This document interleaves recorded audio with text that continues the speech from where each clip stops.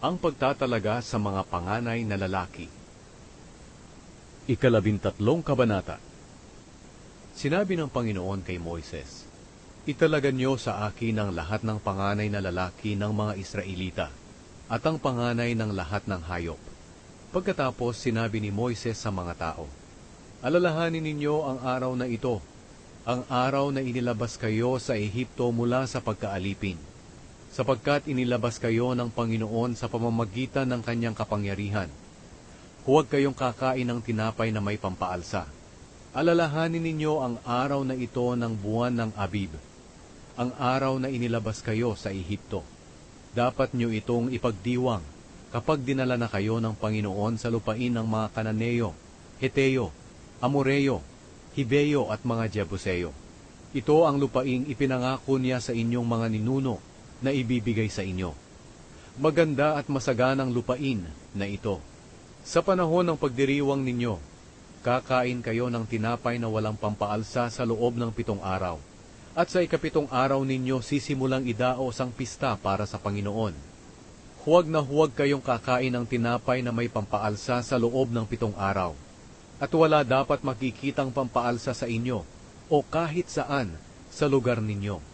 Sa panahon ng pagdiriwang ninyo, ipaliwanag nyo sa inyong mga anak na ginagawa ninyo ito para ipagdiwang ang ginawa ng Panginoon nang inilabas niya kayo sa Ehipto. Ang pisang ito ay katulad ng isang tatak sa inyong mga kamay o sa inyong mga noo na magpapaalala sa inyo na dapat ninyong sabihin sa iba ang mga utos ng Panginoon dahil inilabas niya kayo sa Ehipto sa pamamagitan ng kanyang kapangyarihan. Kaya ipagdiwang ninyo ang pistang ito sa itinakdang panahon, bawat taon. Kapag dinala na kayo ng Panginoon sa lupain ng mga Kananeo na ipinangako niyang ibibigay sa inyong mga ninuno at sa inyo, italagan niyo sa Panginoon ang inyong mga panganay na lalaki at pati na rin ang panganay ng inyong mga hayop, dahil pag-aari ito ng Panginoon. Maaaring tubusin sa Panginoon ang mga panganay ng mga asno sa pamamagitan ng pagpapalit nito ng tupa. Pero kung hindi ninyo ito tutubusin, kailangang patayin ang asno sa pamamagitan ng pagbali sa leeg nito. Maaari rin ninyong tubusin ang inyong mga panganay na lalaki. Sa hinaharap kapag tinanong kayo ng anak ninyo kung bakit ninyo ito ginagawa, sabihin ninyo sa kanila, "Sa pamamagitan ng kapangyarihan ng Panginoon, inilabas niya kami sa Ehipto, kung saan kami inalipin. Nang hindi pa kami pinapayagan ng Faraon na umalis, pinatay ng Panginoon ang lahat ng panganay na lalaki sa Ehipto, maging tao o hayop. Ito ang dahilan kung bakit inihahandog namin sa Panginoon ang lahat ng panganay na lalaki ng aming mga hayop, at tinutubos namin ang mga panganay naming lalaki.